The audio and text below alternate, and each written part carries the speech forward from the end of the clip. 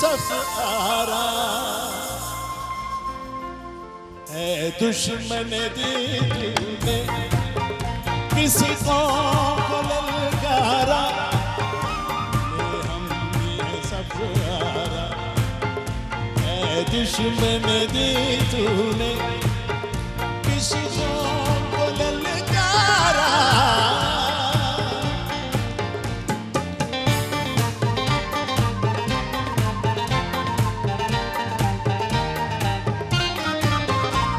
आ देख के ये बाजू बाजू है कि तलवार है सीने मुजाहिद के या अहली दीवार गिर जाती है कदमों में किस तरह से दस्तार हम तुझको दिखा देंगे 100 बार नजारा है दुश्मन दी तूने किसको को ललकारा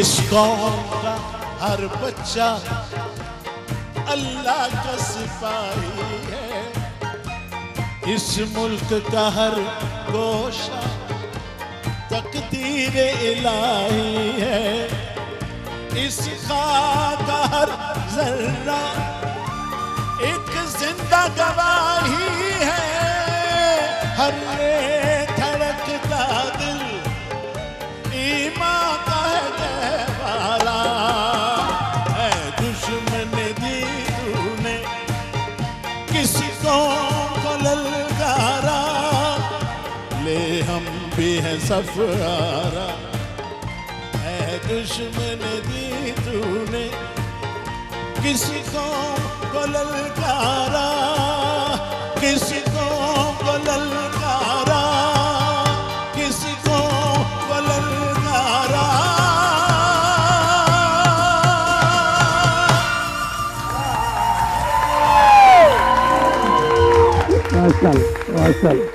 माशाल्लाह क्या बात है नजरे बद से महफूज रखे क्या क्लाइमेक्स क्या क्लाइमेक्स आपने तो बाकी आपकी मोहब्बत फरीदा माशाल्लाह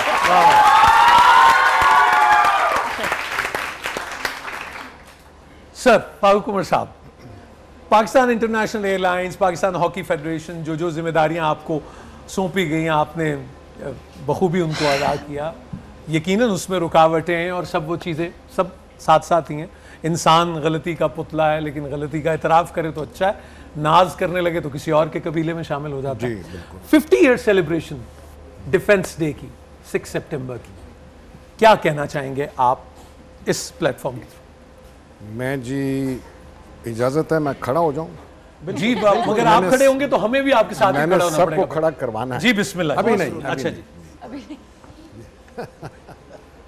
पहले तो ये है कि इतना अच्छा प्रोग्राम मैंने कभी नहीं देखा सो काइंड सर ये तो आपके ये तो बहुत sweet of you that's so kind of you keeping in view the awareness campaign इस वक्त मेरा खून खोल रहा है अरे जी जोश से मैं इमोशनल हूँ थैंक यू सर और ये जो प्रोग्राम आपने किया है ये अगर दूसरे टीवी वाले भी करें तो जो कौम है वो आइंदा के लिए तैयार हो जाएगी सब अपने हिस्से का काम करेंगे जी इंशाल्लाह लेकिन मेरा जो पैगाम है वो छोटा सा पैगाम है कि दुश्मन को कभी अंडर एस्टिमेट नहीं करें expect all problems coming from the enemy and be ready for it अभी तक 50 साल हो गए दुश्मन ने हमारा पीछा नहीं छोड़ा और वो छोड़ेगा भी नहीं हमें अपनी इम्यूनिटी बिल्ड करनी है अपनी ताकत बिल्ड करनी है अपना जज्बा बिल्ड करना है ताकि हम 65 की तरह आइंदा भी उसको मुंह तोड़ जवाब दे सकें और उसको डरा के रखें ताकि वो करे ही नहीं लेकिन वो शैतान है वो करेगा ज़रूर तो बी रेडी दूसरा इस वक्त एनिमी ने तो हमें नहीं भूला, तो इस वक्त एक जंग नहीं है। हम समझते हैं कि सिर्फ ज़रबे अज़्ब है, उसको भी हम पूरी तरह से नहीं पहचानते क्योंकि वो दूर हो रही है। असल में वो बड़ी कड़ाकेदार जंग है जिसके लिए हमारी नेशन प्रिपेयर्ड नहीं थी, इसलिए हमने बड़ा नुकसान उठाया उससे। उन्होंने आके हमें पेशावर में, लाहौर में, जहाँ पे भी हो नुकसान पहुँचाया, लेकिन अब हम तैयार हैं। हमारी लीडरशिप बहुत अच्छी है और उनको कड़ाके का थप्पड़ मिल रहा है और इंशाअल्लाह 65 की तरह उनको ज़रबे अज़्ब में दादी याद आ जाएगी, नानी याद आ जाएगी, भाग जाएंगे वो वहां से इंशाल्लाह। मैं कहना ये चाहता हूं कि ज़रबे अज़्ब को भी पहचानें, फौज का साथ दें और फौज को सपोर्ट करें ताकि ये ज़रबे अज़्ब जो कि फाइनल फेज में है ये उनकी शिकस्त फाश का बाइस हो। इंशाअल्लाह उनको शिकस्त होगी, बिल्कुल होगी। लेकिन मैं ये कहना चाहता हूं कि 65 तो पीछे रह गया है, लेसन्स हमने बहुत लर्न किए हैं। इस वक्त 2015 है, 50 साल गुजर गए हैं। इस वक्त एक जंग नहीं, इस वक्त 3 जंगें हो रही हैं। आप हंसेंगे कि जी और 2 जंगें कौन सी हैं? तो दूसरी जंग ये है द मीडिया वॉर, जो इंडिया तसल्लत कर रहा है अपना मीडिया कल्चर हमारे ऊपर, वो ऑन है, फिल्मों के थ्रू ऑन है, गानों के थ्रू ऑन है और टेलीविजन के थ्रू ऑन है। हमें उस वॉर से अपने आप को बचाना चाहिए। अगर ज़रूरत पड़े तो बेशक आप बॉयकॉट भी करना पड़े तो आप करें, लेकिन बी अवेयर ऑफ इट कि ये एक वॉर, इनविजिबल वॉर जारी है। और दूसरी वॉर, इससे भी बड़ी वॉर, मेरी आवाज आ रही है? जी जी, पानी तो नहीं आपको चाहिए? इज वाटर वॉर, पानी की जंग। हम कालाबाग डैम नहीं बना सके बिकॉज ऑफ डिसयूनिटी। इंडिया ने 50 डैम बना लिए हैं, 50 डैम। भला उनको 50 डैमों की क्या जरूरत है? उनको नहीं है। क्यों बनाए हैं उन्होंने? चूंकि वो हमारा पानी काट के हमारे ऊपर गलबा पाना चाहते हैं हर किस्म का।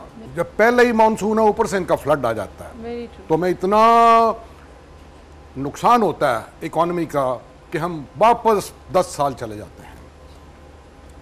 और जब हमें पानी चाहिए होता है तो वो हमारा पानी काट देते हैं, हमारी एग्रीकल्चर तबाह हो जाती है, हमारे फार्मर्स जो हैं वो बेचारे भूखे हो जाते हैं।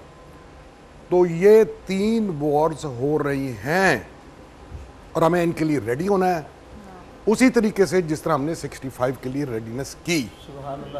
अल्लाह ताला हमें कामयाब करेगा।